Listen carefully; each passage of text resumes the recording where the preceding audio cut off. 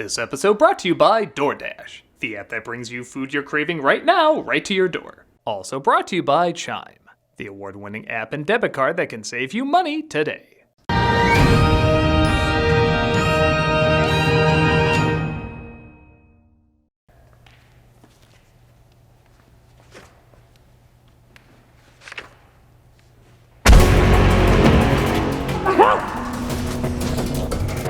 We have sandbags? It is I, the Phantasm of the Studio. Aw, man, I thought we sprayed for these. I have come to make the rest of Dark Night Month a living hell. Soon you will know the meaning of the word pain, for I am going to ruin this review. No, it's cool. I'm pretty good at doing that on my own. I'll be lurking in the shadows, stalking your every move. And no matter how hard you try, you will never figure out who I am.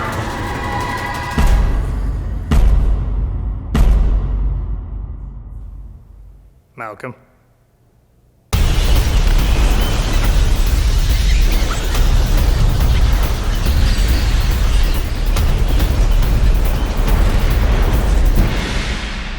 Hello, I'm the Nostalgia Critic. I remember it so you don't have to. Well, seeing how we're at the end of Dark Knight Month and there's only one theatrical Batman movie left. Okay, two. Hey, I was in that one, isn't that enough? It only makes sense to look over what many consider the most faithful Batman movie, Batman Mask of the Phantasm.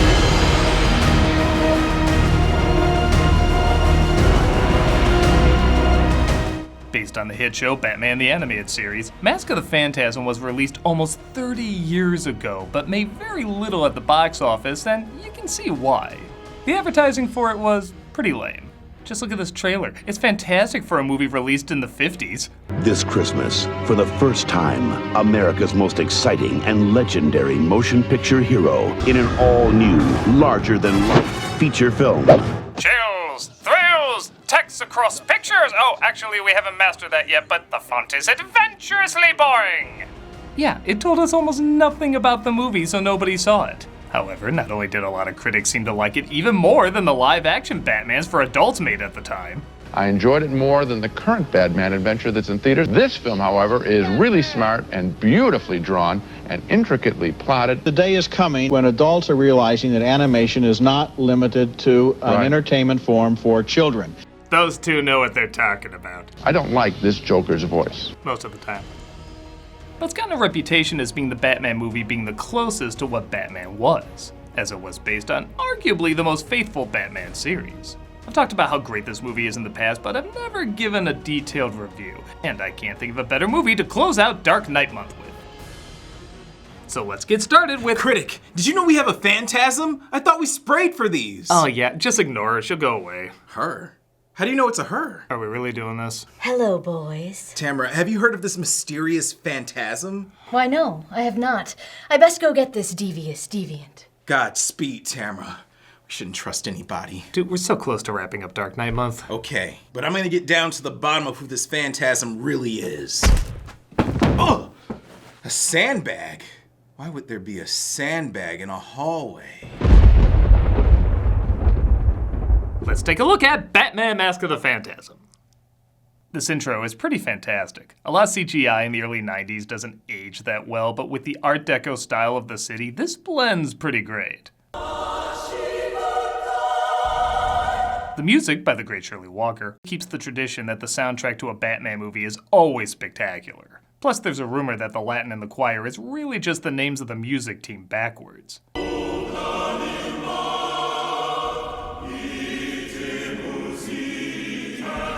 But everybody knows if you play the music backwards, it's really just a recipe for muffins. In Latin, by the devil. After that epic opening, the movie wastes no time getting started, as Batman, played by Kevin Conroy, stops a gangster named Chucky Saul, played by Dick Miller, from creating counterfeit money.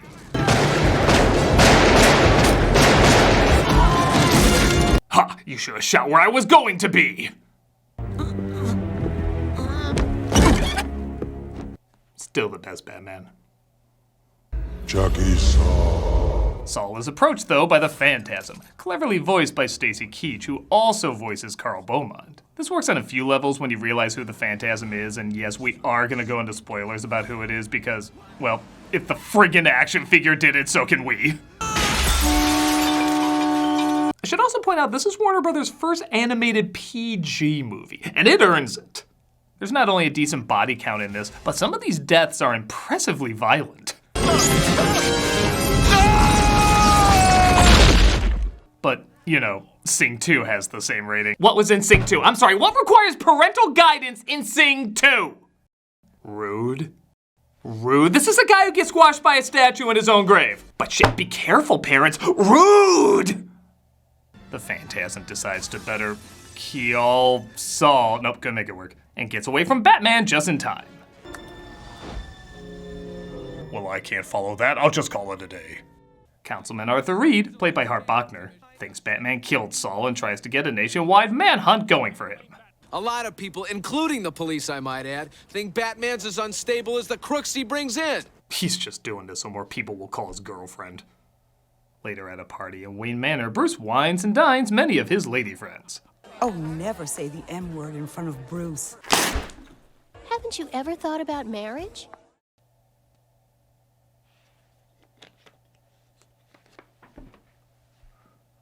A jilted lover is pissed off that he vanished out of nowhere as Reed takes this opportunity to open up an old wound. At least since that one girl, Andrea Beaumont. How'd you let her get loose? Thanks for the handkerchief, Arthur. You know where you can stick it. Now that was very rude. At least 5 Sing 2s. This really should have been PG-13. In an almost Citizen Kane-style flashback, Bruce remembers when he first met Andrea, played by Dana Delaney, who apparently did such a good job they brought her back to play Lois Lane. Know who that was? Bruce Wayne. Who are you talking to? My mother. Let me out! She's a psycho! Help! Andrea Beaumont. Bruce Wayne. I know, the boy billionaire. But Wayne doesn't have time for love as he's putting his plan into action to stop crime as a vigilante. Give credit too, this is the first Batman movie to focus on him developing his superhero identity, which is an element Christopher Nolan would focus on in the future. There was only one thing wrong. They weren't afraid of me. I've got to strike fear in them from the start. Maybe a Christopher Lambert voice from Mortal Kombat. There's nothing to stop Gotham tearing itself apart. Andrea shows up insulted that he didn't call her yet. Yeah, that's fair. I should use that number you didn't give me. It's been 3 days since we met and still no calls. I figured you must be dead or something. Delaney really is perfect as the cheerful optimist turned vengeful brooder like out of a gothic 40s film or, yes, a dark comic book. It's a role she honestly already perfected in Tombstone, which came out the same year. In fact, some of the lines are eerily similar. Miss Hovey's self-defense class for girls. Oh, he laughs. Oh, he's laughing again. He knocks some sleeves onto her dress as we cut back to the present day where the Phantasm kills another gangster. And as cool as Stacy Keach's voice is, I don't think anyone can make the name Buzz sound scary. Buzz. I always want to follow it with your girlfriend, woof. Not only is the story very much like a 40s film noir, but the imagery is too. In fact, if you want a cool experience, try watching it in black and white. I know a lot of people are doing that with Fury Road, but I'm telling you, this movie looks pretty amazing with that treatment too. It's the stinking bat! Again, Batman is mistaken for the killer, and what a coinkydink. Andrea happens to be back in town around the same time. She also puts together who Batman is pretty fast. Bruce? Well, that's just far-fetched. She clearly needs to be an orphan and just look at him in the face. That I believe. As well drawn as Batman is, usually blending into the shadows, how did nobody notice him here? Remember this place? Sure.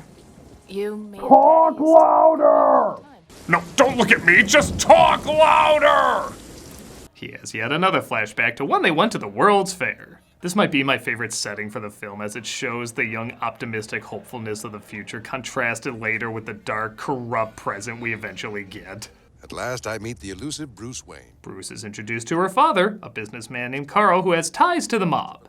Again, since we're going to spoilers, I loved showing this movie to friends and asking if they could guess who this gangster was. Nobody ever gets that it's the Joker, but they're thrilled when it's revealed. Part of what makes that so clever is this guy is shown first and the Joker is shown second. So you know he exists, obviously, but you're not thinking this could be him. If the Joker was revealed earlier, I think people might have figured it out too early. Bruce tries to stop a robbery but is thrown off when Andrea acts concerned. He questions further if his future of being Hot Dog Man should be a reality. I can't put myself on the line as long as there's someone waiting for me to come home. I'm waiting for you to come home, sir. In a pretty emotional scene, Bruce pleads with the grave of his parents to give him a chance at a real life, as he didn't plan on being happy. The lightning strike every time he asks is about as gothic an answer you can get. I can give money to the city. They can hire more cops. No! Please. No! Maybe they sent me. We did not bat before hoes, Osprey.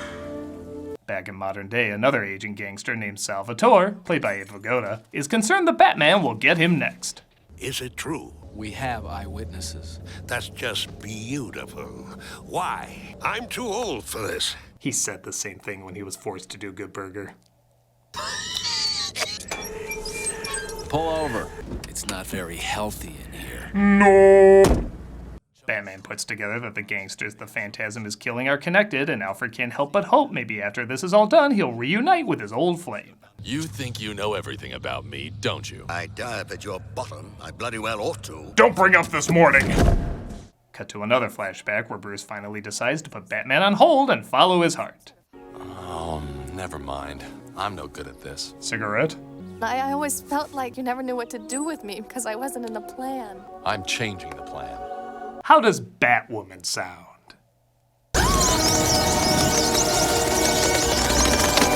Oh, I shouldn't have proposed in the same spot Jane Eyre got proposed in. After dropping her off, though, the ring is mailed back with a letter saying forget about her.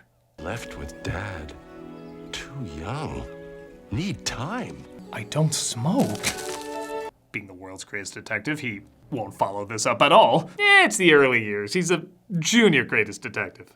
And we're given one of the best Batman costume reveals in any movie. How good is it? It doesn't even show the costume. It's just Alfred's reaction with that phenomenal music. And it gives me chills every time. My God. I guess the one thing I haven't talked about that much yet is the mystery. It's not really that hard to figure out. You know it can't be any of the characters from the show. Reed would be too obvious, and the father is introduced too late for that to be a satisfying reveal. So you know it has to be Andrea. Her arriving in town early was a clever decoy, but everything else points to her. It always seemed just a little too obvious, and that can be distracting.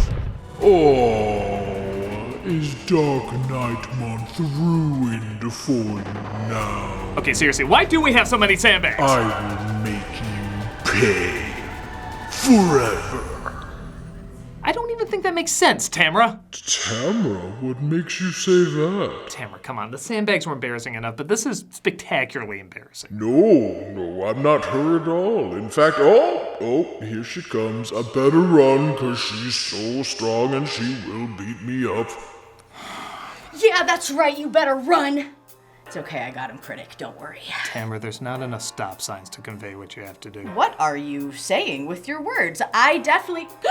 He's back! I shall kill him! Ah! No more. No! Woo! I just got away from that. I heard a fight. Was there a fight? Malcolm, how come you and the Phantasm are never in the same room together? Oh my God. I never thought about that. Maybe I'm the Phantasm. I just know I'm not the Phantasm. Okay, we're taking a break. Believe it or not, the Phantasm is causing some chaos around here. We should really get on that. Yes, I'll be watching myself very closely. That Malcolm's pretty sus, huh?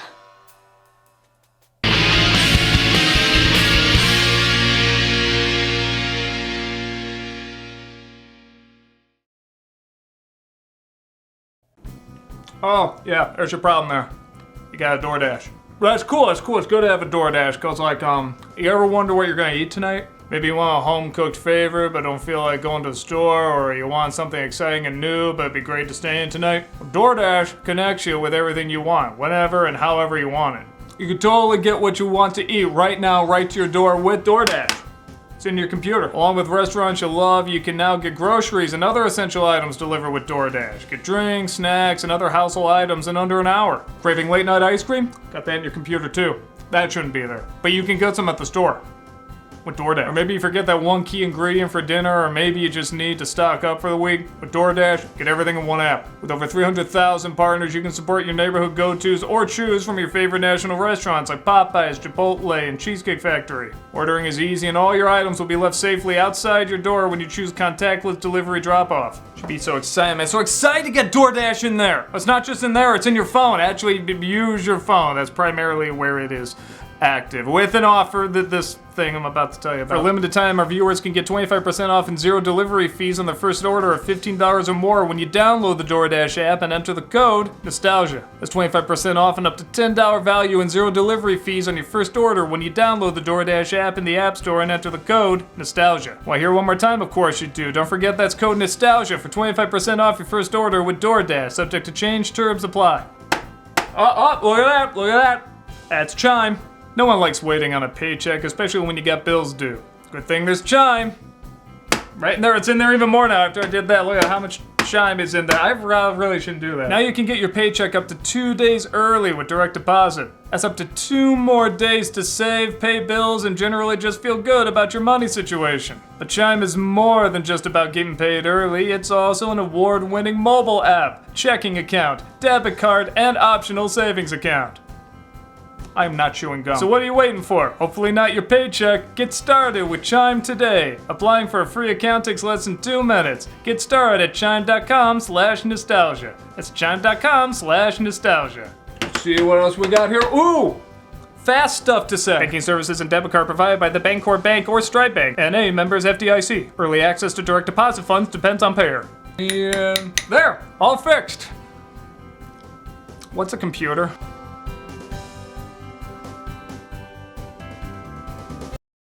See Doug play Jedi Fallen Order Fridays on Twitch. Hope to see you there.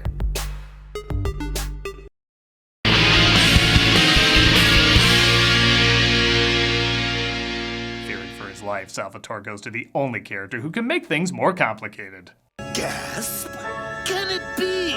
He goes to the Joker, played by Mark Hamill, to see if he can get him off the hook. Business. I got...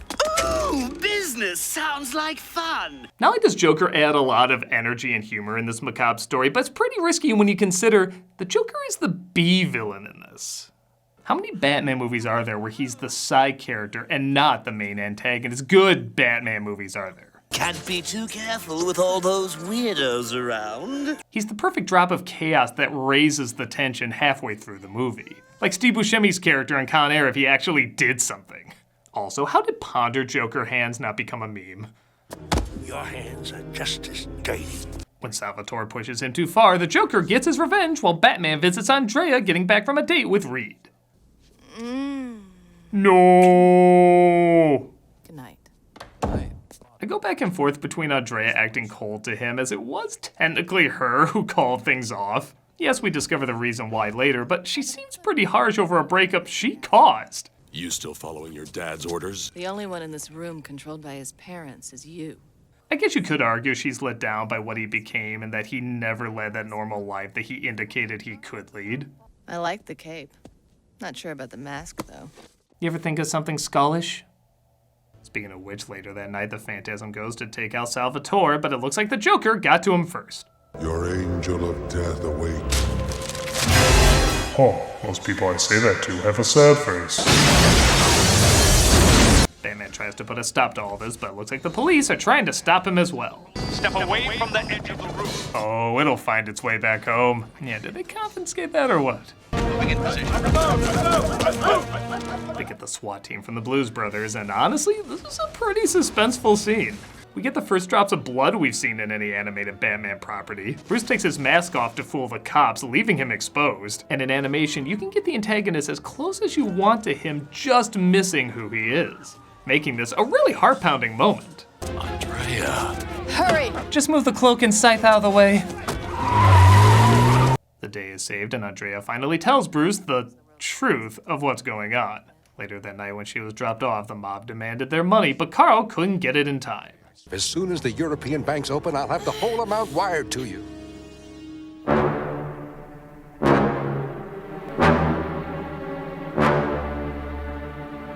He doesn't have the money though, and it would take some time to get. Andrea tells him that Bruce proposed to her. So why don't you just ask him for the money?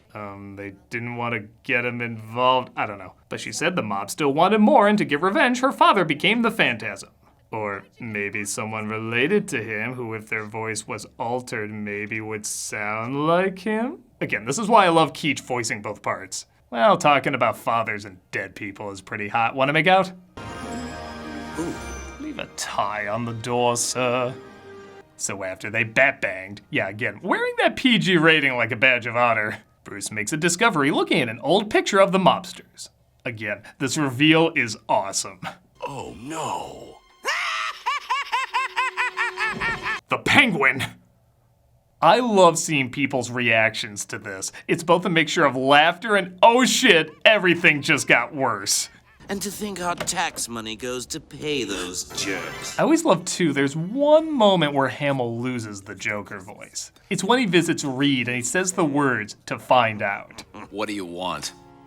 To find out who's iced the old gang. To find out. I don't know why, I always thought that was really cool. Just as Joker tries to get answers from Reed, Batman does the same after he's injected with laughing toxin. It makes for an intimidating, but also pretty funny scene. Why did the Joker meet with you? He thinks you're involved. Why? And why are our tongues fire hydrant red? Seriously, they're glowing in the dark! He reveals that he got involved with the mob, and when he couldn't pay them back, he handed over Carl's location because he was his accountant. You sold him to the mob. I was broke, desperate. They said all they wanted was their money back. I offered them all Rolexes, it did nothing! Batman goes to Andrea's apartment to get more answers, but she's not in. Suddenly, the telephone rings. Miss Beaumont! There's no use jumping out the window this time. The Joker tries to blow up her place, but Batman stops it, and we finally learn what happened after she and her father fled. Dad? Oh, I knew we shouldn't have hit at Falcone Estates. Back in modern day, the Joker gets a little, the scene explains itself. What do you say, hon? Feeling the old electricity tonight? I don't know what's more disturbing, the fact that the Joker would bang a robot or the fact that we have no problem believing he would. We're given the big reveal that the Phantasm was in fact the whole time Andrea. So you figured it out. I kind of love how the extra padding to disguise her figure just flies off when she loses the mask. That's some dedicated sewing right there.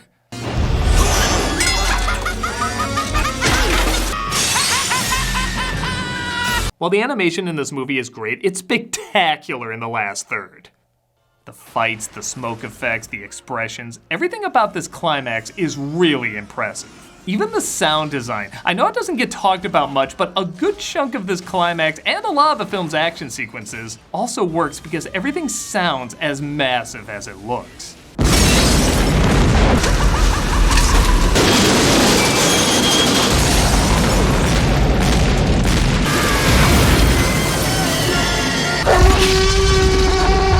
Okay, that was a T-Rex, but you get the idea. It sounds just as good. Batman gets there just in time to stop the Joker from chopping her into pieces. You owe me a bike. They have a good argument about justice and vengeance that again is mirrored in future Nolan movies, and she makes a good point about what a thin line it is between what they do. What will vengeance solve? If anyone knows the answer to that, Bruce, it's you. I like, too, he doesn't have a witty comeback. Something like that is saved later when there's a speech from Alfred. I think I always liked a Batman who's smart and doesn't always get duped, yet doesn't have everything figured out either. Leave, Andy. Now.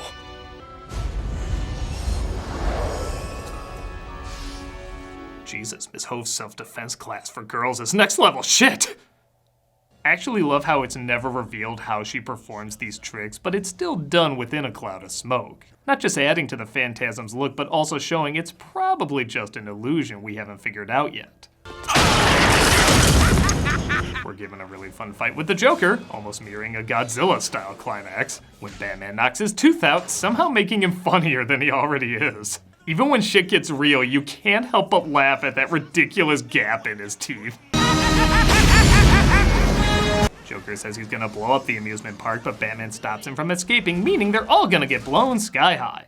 And I'm really glad I can go into spoilers with this one because, man, I was sick of cropping this shot whenever I wanted to talk about the most epic Joker laugh. While we're on the subject, this is the most epic Joker laugh.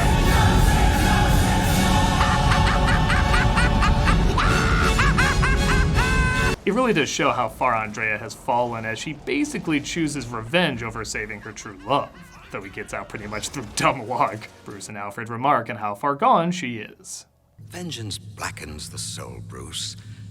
I always feared you would become that which you fought against. Alfred has always been fatherly, but again, this really has a Nolan feel to it. I'm honestly questioning more and more how much he might have been inspired by this. But Andrea fell into that pit years ago. And no one, not even you, could have pulled her back.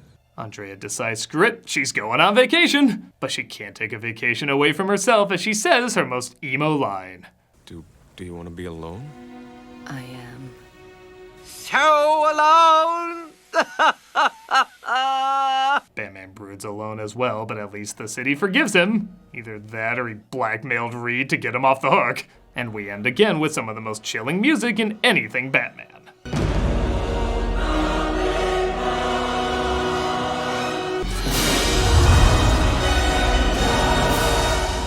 And that's said to be the most authentic Batman movie, and honestly, I can't disagree with them.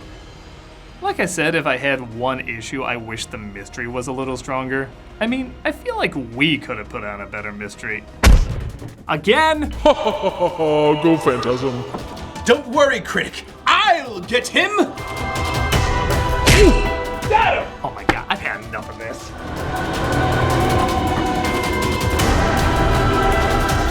Okay, let's see who this Phantasm really is.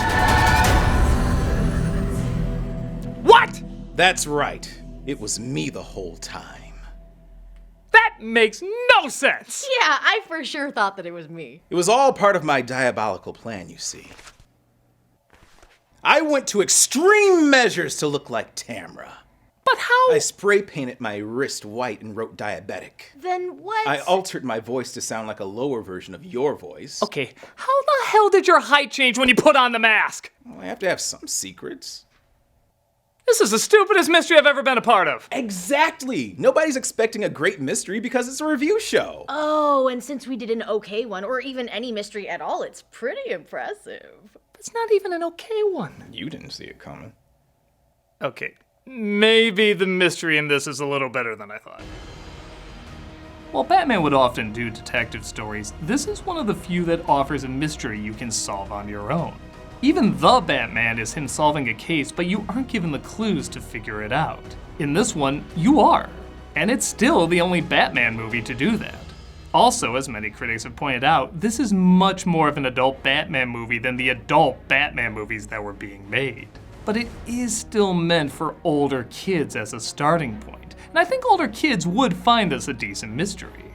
And yeah, as I've learned, writing a mystery can be more difficult than I thought. It also might be the shortest Batman movie, with a running time of only 75 minutes, so it doesn't overstay its welcome. If anything, it had a huge advantage because the characters were already set up from the show. But even if they weren't, you could get what they were about very quickly. When I think of something that encompasses the essence of what Batman is over the years, I do think of the animated series, and this movie is lumped in with that. This feels like a film that was underestimated but has really grown a dedicated following over the years as being the truest Batman flick. I can think of no better way to close out Dark Knight month than praising a movie that best represented what The Dark Knight was all about. It pretty much is everything you think of when you think of Batman. I'm the Nostalgia Critic. I remember Wait, did you fight me in the hallway earlier? No. I'm not safe here.